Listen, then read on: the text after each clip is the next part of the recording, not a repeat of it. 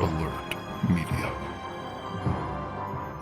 Hello, my fellow Dreadites. Welcome back to the Dread Alert podcast. Today, we're joined by Dylan DeGrave, author of Heller, a novel which is hitting shelves on December 1st. This novel is absolutely outstanding. I had a blast with it. It brings a sense of hopefulness at the end, but mixed with this quiet desperation that's hard to put into words, especially without spoiling it. And you do not want to be spoiled with this novel. It is a commendable debut novel from an author who I'm just excited to have on the show. And I would say a TikTok friend as well. Absolutely. Dylan, thanks so much for being here today. Thank you for having me. I'm super psyched for it, honestly. Honored, my friend. I cannot believe this is your first outing. Let's just start with, what is Heller? What is it about? And what should we expect when we read it? You know, it kind of started off as I was working this job. I got a new job and I kind of met a new buddy through a friend of mine. And I was just kind of talking to him and I was just sort of venting how I do to friends who don't enjoy slasher movies the way I enjoy slasher movies and different things like that. And I was like, you know what? Something that always irks me is that every slasher film, and this isn't maybe not true for all of them, but the vast majority of slasher films all revolve around this white picket fence, HOA type neighborhood, you know, higher middle class. And I was just like, what happened to the ghetto, man? Like, what happened to like the lower class? You know, what about the trailer parks and the, you know, the, the like, I don't want to say, you know, use too much foul language or anything, but you know, some of the less desirable areas and of certain towns and stuff, like where I grew up. And I'm just like, I never really see that. And I would love to see a slasher story kind of take that. And I was already writing something else at the time, but I just couldn't get this idea out of my head. And it just all kind of cascaded from there. It started off as a slasher and I just wanted it to really revolve around addiction and abuse. And that's just that's kind of what started it all. I think you hit the nail on the head with that too. It feels like a lower income Blue Velvet in the setting. And I absolutely feel the fingerprints of David Lynch in the Pacific Northwest location of this as well. Awesome. Very Twin Peaksy. Mm-hmm. And it has fingerprints of a few other movies that I picked up on. First of all, there is a kill early in this, which, if it is not an homage to Casey Becker, it might as well be. It absolutely and so is. it has, right? It has Yeah. the fingerprints and similar DNA to Scream. I can tell that you're a horror fan. There are horror references embedded deeply into the character names, into the location names, but also I get a distinct vibe of Lord of Illusions, the Clive Barker movie as well. And it just put me back in that movie. Weirded me out as a teen, and so it's a high compliment to say that. But again, this is something in and of itself, in a complete world that you've created here, which is a long-winded way of me asking you, what were your influences in terms of like the horror that laid the ground for this book? So there's the obvious is that a lot of it was pulling inspiration from the horror films that I grew up watching. And then a lot of it was inspired rooted more in true life kind of horror in the sense that, home life, growing up in certain, certain households.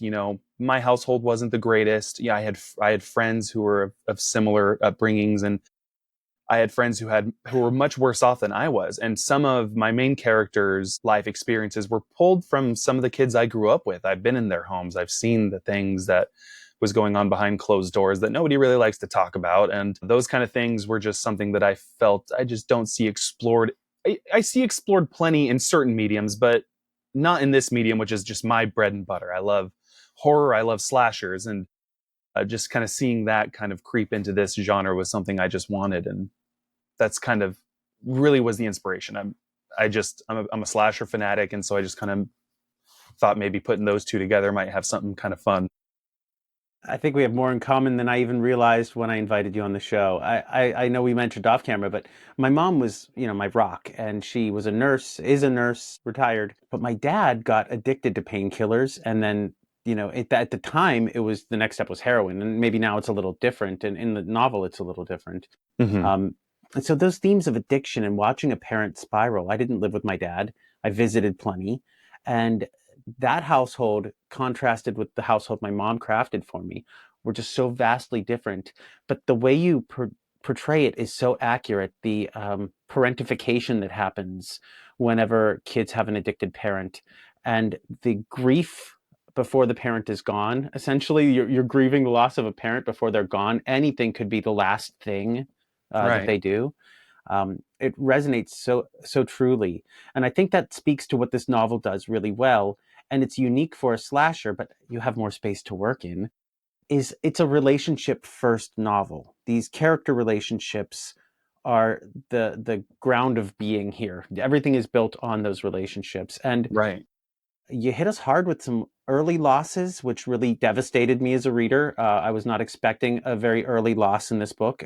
Really shook me. So I was like, clearly, this is the main through line of the book. That she'll be put into jeopardy to put our protagonist in harm's way, and Right. that was not the case. And the rest of the core group here, um, I mean, it feels like the affection I had for the gang in Scream.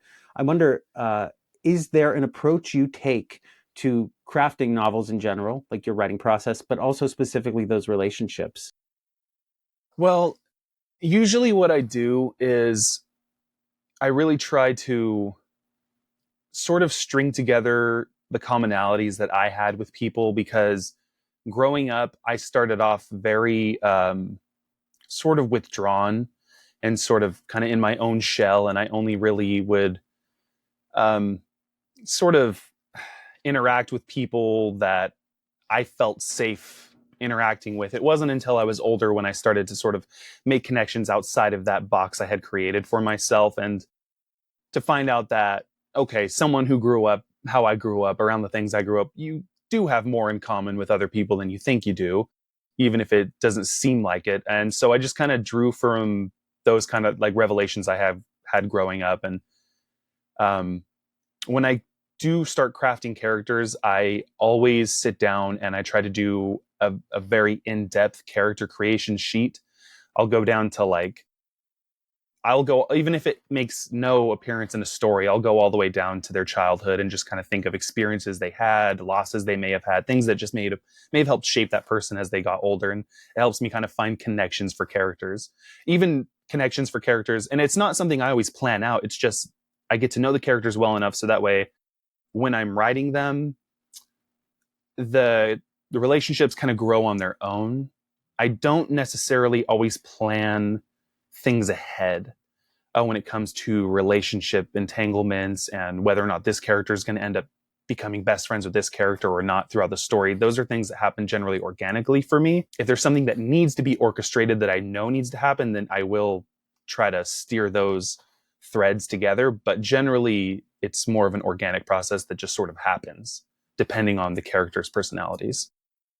I can imagine there were a few that needed to be kind of guided in this. It gets a little webby at points and interconnected. Yeah. But I can also imagine that it was a bit free flowing too. Some of the smaller members of the group seem like they have just really fun relationships that felt very Mhm. organic. Yeah. Um, so this is your debut novel. Oh, tell us about what you've written before, and if somebody really enjoys Heller, where can they find some other stuff of yours? So, yeah, it is my first novel. It's the first novel that I felt brave enough to share with the world. I've been writing since, yeah, I've been writing for a very long time. And there's been a couple novels I've completed, but just never, never thought they were uh, high enough quality to put out into the world. I looked at those as more or less like learning experiences. And Heller, it took a long time from concept to publication. It was about 6 years. Wow. But that was mainly because I didn't know where it was going.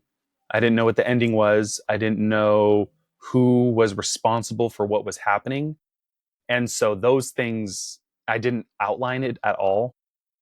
Um, and I was dealing with a lot of imposter syndrome and all kinds of other things that really got in the way of it. But it was so untethered in it that by the time I got to the point where you need to reveal who's behind this and what's going on, that's when it happened. And then so I had to go back and I had to make sure that these things could fit, that this would work for this person to be responsible for what's happening. And so there was a lot of cleanup So it was a messy process, and I've learned from that. And so with part two, it's not that process. I've had the whole thing outlined real quick because at least with Heller one, now I have a foundation. That was the big thing is I was building this world, but I hadn't in detail thought it out. It really built itself as I went, and now that that's done, I know what the foundation is. So good news is part two is coming along much faster. I'm pumped for part two, to be honest with you. I enjoyed living in this world. I really did. And Thank you. regarding imposter syndrome, so first of all, anybody who puts themselves out on the internet, I mean, you have to deal with an immense amount of imposter syndrome on a daily Right. basis. Yeah. But I put back about 50 books a year, and I can say that you have no need to have imposter syndrome. When other readers get their hands on this, I suspect the response, especially among the people who really like your content, and there are a lot of folks out there. I Thank you. think everybody, if you like Dylan, if you like his vibe, this will 100% resonate with you. I really think you've earned this one, man. Thank you. It's good stuff. Do you write a lot of short fiction at all, or are you? I dabble. You know, the thing is, it's actually difficult for me to write a short story because I'll come up with an idea and then it just explodes into this big thing. And then before I know it, I'm like, there's no way I can fit this into 10,000 words. It's just not going to happen. So I find it actually quite the challenge to write short fiction. I do try. I have a couple that I'm working on, some things that I've done that I think I plan on releasing for free, just like through my newsletter, stuff like that. I think will just be fun to release for people. No, generally, I don't write a lot of short fiction. Usually, when I plan things out, they seem to form into full length novels. That's pretty awesome. Honestly, that's a good problem to have, Yeah. especially if you want to be a novelist. Right. Um, I know that you give some really great lists, and I've been in your comment section applauding your lists and saying, "Oh, check this book out by this author that we love, that we both love." Did you have any inspiration or influences from currently publishing authors? Yeah, big time. So around the time when I was sort of coming up with the idea for Heller, I didn't really think that slashers in novels were really around much. I generally didn't read that genre of novel myself. I read horror, but I didn't really know that there was a lot of slashers out there. As time went on, I discovered Grady Hendrix, Hmm. discovered Riley Sager, he was more in the thriller side of things, but God, I love Riley Sager. Obviously, Stephen Graham Jones, Paul Tremblay. Um, but yeah, when it came to going back and sort of going over my rough draft, at that point in time, I started reading Grady Hendrix. Like the Final Girl Support Group was amazing.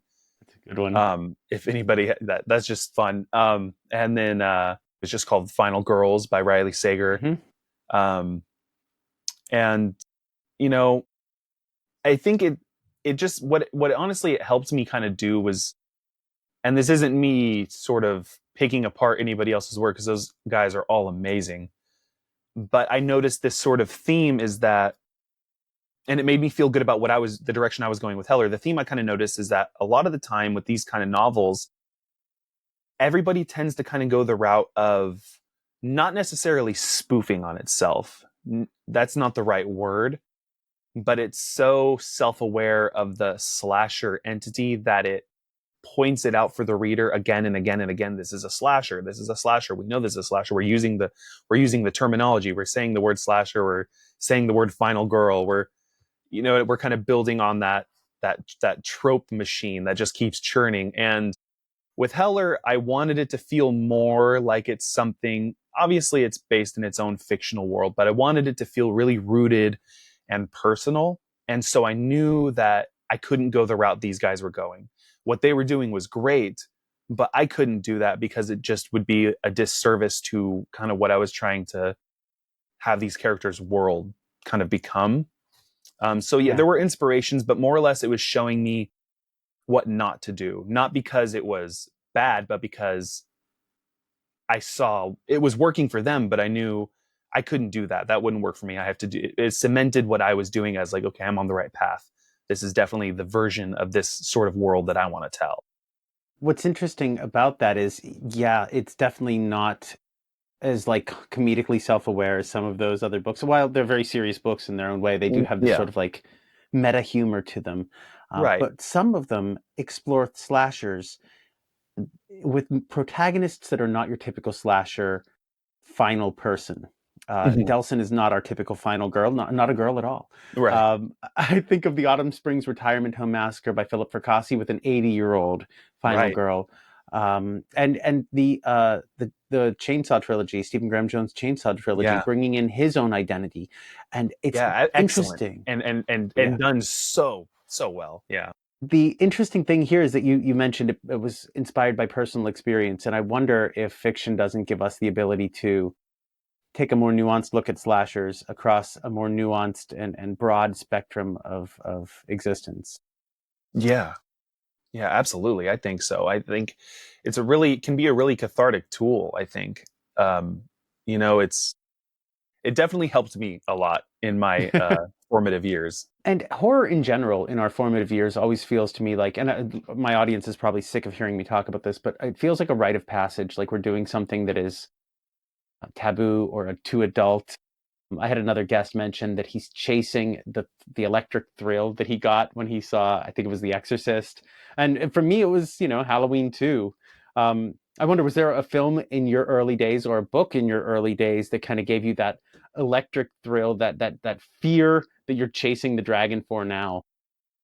Yeah, I would say Pet Cemetery was a big one for me as a Oh, child. That scared me so bad. Pet Cemetery was a big one that left a mark. Um, that was probably one of the first films I saw as a child where I was truly terrified. I didn't see Pet Cemetery before I saw Pet Cemetery 2, which was a Oh, weird way to go about doing it. right. We were at the mercy back in our day, Yeah. and I'm probably a little older than you, but back in my day, we were at the mercy of cable, and Yeah. so whatever was on and whatever was on after my mom went to bed was what I was exposed to. But Hey, that to dirt be bike fair scene, though, Pet Cemetery 2 is so good. People it people is. will say otherwise, but I say nay. Yeah, Pet Cemetery 2 is great. Is good. yeah, that dirt bike scene messed me up, man. Yeah. I don't think I've watched it. Maybe I've watched it since, but it's not one that I frequent. It's one of those like, ugh.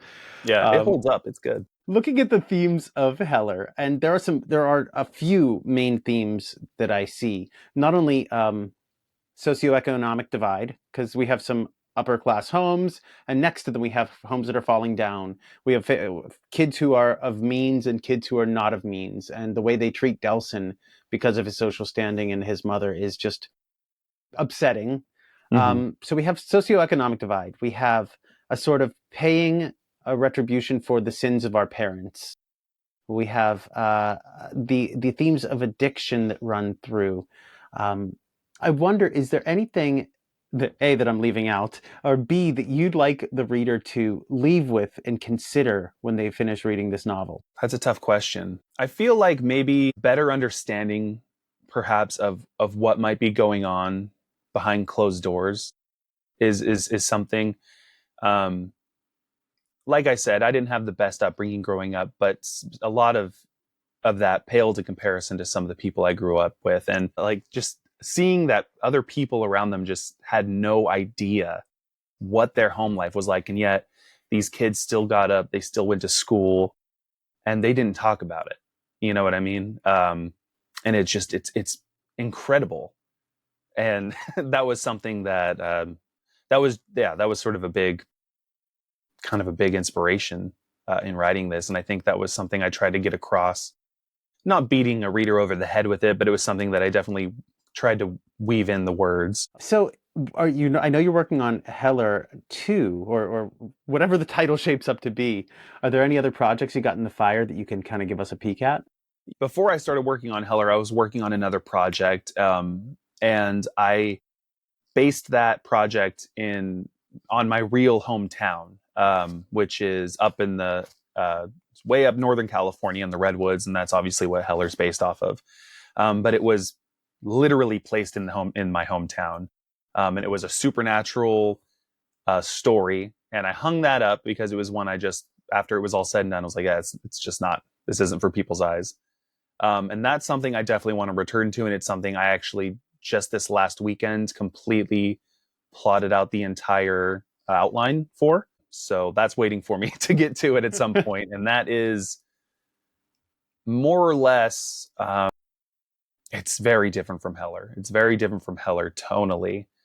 Um, maybe not tonally, but content wise, it's very, very different. It's more in the line of um, like vampires, stuff like that. I don't want to say too much, but you know. Yeah, for sure. I know, and I know we have a shared love of slashers, and I also have a deep love of found footage. And I wonder, are there any other genres that you really gravitate towards? So you mentioned this is a supernatural piece with vampires. I'm curious, what other genres get you going? Yeah, well, like, yeah, I do absolutely love vampires. I'm also pretty obsessed with like hauntings, Mm. demonic like possessions and stuff like that. That's another story I have on the back burner as well. I am working on this haunted house story as well that I'm really, really excited to tell. I have another one that um, I'm working on that is actually really after I completed Heller and it was in the processes of getting published, all that stuff was working itself out. I had it outlined and I wrote like, God, I probably wrote like a quarter of it out, and it's so fun. I can't wait to return to that story. It's about a writer whose wife has passed away, and he moves back to his hometown with his daughter, and it sort of is based on this idea of your muse, like where your muse comes from, and how sometimes when you're getting creative and you're writing, it seems like it comes from a whole other world in general. And I kind of got tripped up on that idea and was like, well, what if it did? What does that look like? Where does that come from? And that sort of is where that's going. And it kind of pulls into this like supernatural spectrum of that one gets kind of trippy. It's weird, but it's going to be a fun one. I'm And excited. everything is sort of also all based in the same connected world. So, for instance, that one I was just describing takes place in a town called Little Rock, which is just probably like 15 miles from Blackroot in Heller. So there's like references to certain events and stuff like that. That is always so much fun, and you built such a strong and lived in and compelling world in Heller, and so I'm very much so excited to see the Heller expanded universe, Thank you. the HRU, I don't know, the Heller reading universe. Well, let's go with Right. that. I know it's late in the conversation to ask this, and we may have covered a little bit of it, but what got you started writing? Yeah. To be honest, it was probably film. So as a kid, I didn't have a whole lot of parental supervision, but what I did have was a huge cardboard box filled with VHS movies. All bunch of horror films on VHS. There were some other ones that slipped in, some classics like Scarface or The Big Lebowski, stuff like that. But Yeah. the vast majority of these tapes were all horror films, and so I just would pluck these suckers out of this cardboard box and watch horror film after horror film after horror film, and that's where I fell in love with the genre. From there, one of my sisters let me read their Goosebumps collection. And then from there, I graduated into reading Stephen King and Anne Rice. And probably by middle school is when I started messing around with writing my own stories. And by high school, I started trying to take it a little bit more seriously. And It's that's pretty much where amazing. it started. Yeah. I love that. Honestly, right behind me is Monster Blood. I just picked it up at a horror flea market this weekend, and it's going to sit there until my daughter is old enough to truly appreciate it. She's 2, and she was like looking at this like, this book? And I was like, yeah, book, but like artifact. It is an original run Goosebumps book, kid. Right. No, that's fantastic. Do you have any advice for people who are young writers or writers who are looking to get their first novel into the hands of readers, however, whatever path they choose to take with that? Right. Yeah. I think, and this is so cliche because it's just said over and over again. But really, the biggest thing is to just write. If I had taken that advice so many times and just pushed out the imposter syndrome that would rear its head, um, and just taken that advice, it's not about the thing is I feel like a lot of people will get stuck on, is this good enough? Is this good enough to get there? It doesn't matter. Um, you just have to write it because if it's not good enough, you're going to learn from it, and that's way more valuable than you can imagine. And I wish I took that advice because I probably would have been doing this quite a few years ago. But and when it comes to getting it out into people's hands, I did try to initially get Heller traditionally published, and I did have some bites from some agents. However, the problem is that um, when they did inevitably get back to me, and by no means were people chomping at the bit to get this book. I'm not saying that. The vast majority of people were like, "Oh, thank you for your time. No thanks." But the couple that did get back to me that were interested, their deal breaker was that I would have to change the ending because, as a first time novelist, I can't leave off on the way it leaves off. Mm. And I'm just so dedicated to telling this story the way I need to tell it, and I cannot change the ending because that's just such a big part of the book, is the way that it closes and how it will lead into the next one. And when you're traditionally published, there is no leading into the next one. That's not a guarantee at all.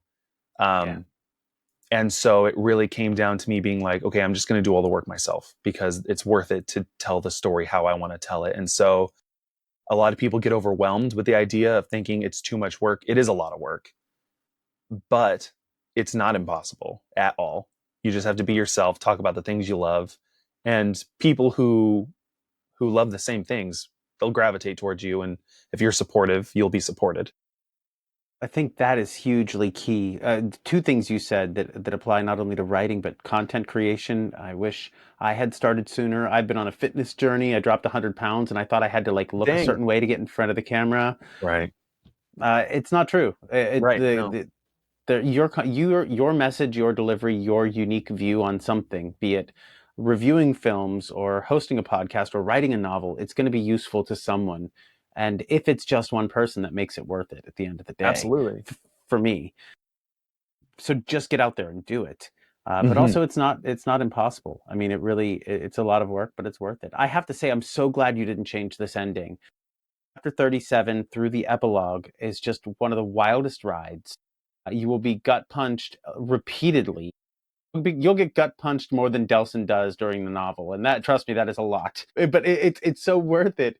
Not only because I can see that there's more story there, but if this was a self-contained story, the actual conflict I felt within myself with this ending, and I loved it, and I felt so conflicted with where these characters were and how I was so full of hope for them. They have a real shot at something here, but also it is entirely tainted at the same time. Right. And that just is so cool and so not done a lot of the time. And I'm yeah. yeah, yeah. I'm really, really happy to hear that because that was something I was so torn on when I was writing that epilogue.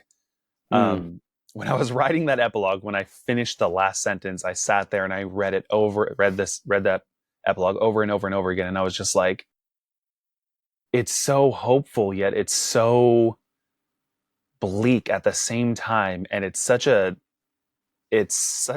just clashes. It's these two yeah. forces just clashing. And I was like, it just tickled my brain in such a way that I was just like, man, I really hope this hits for people the way it's hitting for me right now. So I'm really, really excited to hear that. It sounds like it definitely hit the same way for me. And I will also say you're not precious with these characters. I don't think anybody makes it out of this unscathed in any way. Most people are very, very scathed. So that is a I commend you for that. A lot of people are sometimes precious with their favorites, but Right. well, you put everybody through the ringer here. Uh, so I have a few questions that I ask everybody who comes on the show, and these are hard questions, and you can feel free to hate me. You can also feel free to give me multiple answers here. You don't have to land on just one thing. But do you have a favorite slasher story or slasher movie? And either are acceptable. Boy, that's tough. If I'm being honest, I think probably my favorite is gonna have to be probably the original Friday the 13th. Ooh, Yeah, Friday the 13th, 1980. It was just, and I know a lot of people, especially the younger generation, hell, even some from the older generation will be like, once you get through that one is when it starts getting good. But like I said, I had this cardboard box full of movies, and Friday the 13th was one of those movies. I feel really lucky someone my age was able to view that series by seeing that first film before I saw Jason. yeah, And it hit me in a way that just, it never let up. Halloween is right there with it. John right behind me. Carpenter. Right there. I love it. You know, absolute masterpiece in my opinion. It's real hard between Friday the 13th and Halloween. I know that there would be no Friday the 13th obviously without Halloween, but um it's just one of those, it's one of those ones I can always return to. I never understand when people say it's boring or anything like that. It's That's probably my favorite slasher film is the original Friday the 13th, to be I think honest. that Yeah. film is not shy with its Giallo influences. No, it's That's what I not. love about that. Is it's like it's sleazy, it's gloved killer, it's a Yes. whodunit, and that's honestly what I love about the Scream franchise is that Yeah. whodunit aspect. And we Yeah. lose that from Halloween onward. Black Yes. Christmas does it well. Hmm. Friday the 13th does it well. So I'm like excited to hear you say that as an adult. Now, as a kid, I was always like, let's go, Jason. I love him. He's awesome. Yeah. Yeah. Um, but as an adult, I really have developed a new appreciation for Betsy Palmer, first and God. foremost, Yeah. Absolutely. but for the whodunit and the Giallo aspects of that movie. It's so good. Yeah, Yeah. Absolutely. Absolutely. Whereas Carpenter kind of put that, he kind of took that approach with Halloween and put it behind the mask, but Friday the 13th was pretty on brand with that, and I think it just nails it. yeah, So good. yeah. I totally agree with you. And now Halloween is my favorite film of all time. I think they borrowed all the right things from their predecessors, the POV shots and the masked killer and all, and they stand on the shoulders of Black Christmas and Yeah. just nail the genre. But yeah, I've grown such a fondness for that 1980 Friday the 13th. I'm so glad you said that. Do you have a favorite slasher book? You don't have to choose one. We got a good slasher film. Oh, I'm not sure. Right now, I'd probably say My Heart is a Chainsaw is probably holding that spot. It's such a Yeah, good read. Yeah. it's so much fun. And honestly, I And I think haven't read that Angel of Indian Lake either yet, so I haven't finished the trilogy. I liked Don't Fear the Reaper. I was more invested in Don't Fear the Reaper than My Heart is a Chainsaw. But I love that Stephen Graham Jones is working out slasher theory, and that has informed me as a reviewer more than probably anything is his articles in Fangoria magazine and the Right. Slasher 101. So I respect that. I would love to float to you I Was a Teenage Slasher if you haven't read it I yet. haven't read it yet, but it is on my radar. Yeah. Really interesting take on a first person slasher with an internal monologue. Interesting stuff. Okay. Again, I love fiction doing these non-traditional things while still maintaining the purity of the genre at the same Right. time. It's good Still stuff. keeping the spirit intact, but experimenting. That's awesome. Yeah. I don't think that films are so damn expensive. Your time is expensive, sir, and I know that 6 years is a long time, but it's hard to get someone to sign a check with 6 zeros at the end or Right. 8 zeros at the end for experimental slashers. Right. Yeah. Uh, do you have a favorite horror movie of all time? Something that like what's your go-to? It's The Shining. Yeah, Yeah. Um, Special place in my heart. I love The Shining. I love The Shining so much. Everything about it. you're in It's good just company. That is the most frequently cited film is your favorite film on this podcast. I'd love to that's do like funny. a breakout chart of this at some point because every time I'm on the show, I'm like, I'm gonna wear my Overlook Hotel shirt, and then I never do, and then somebody's like, The Shining, and I'm like, it would have been so good. I'm just gonna have to wear it for every episode and hope. No, Right. I I know. I and know. I know that it's up there for so many people, but if we're not counting The Crow as a horror film, then it's The Shining. ooh, Which yeah, I used to count The Crow as a horror film because it would be in the horror section at the video store. However, I feel like as the years have gone by, people have sort of pushed it more into supernatural thriller action film, which isn't really a genre, I guess, but people have kind of weeded it out of horror, and that's fine. I appreciate that take. I do. But there's a darkness at the soul of The Crow. And I Hmm. think once supernatural elements come into an action film, we are dangerously close to horror. You know what I Right. mean? Yeah. Um, that movie's nearly perfect. That movie encapsulates a period of time so purely. Like the goth scene of the Yeah. 90s is so Incredible. distilled. Yeah, in that Incredible movie. film. In my opinion, I've always kind of looked at The Crow as, man, this is if Jaws was on land and the movie was from his perspective. Like that's how I feel about The Crow. So Yes, good, you know? he's relentless. Yeah. He is, yeah. and and I mean, it's just a beautiful love story. Well, I don't know how the love is beautiful. The story is not. Right.